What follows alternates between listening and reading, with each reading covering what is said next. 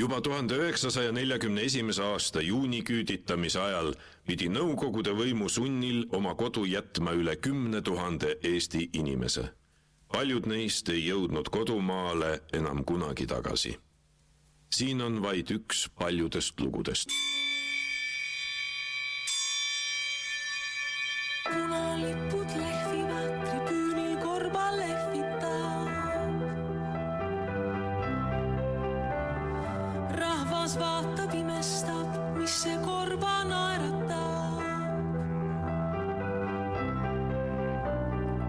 Aga korbal on üks plaan, siis kui lõpeb see paraad, perestroika otsa saab.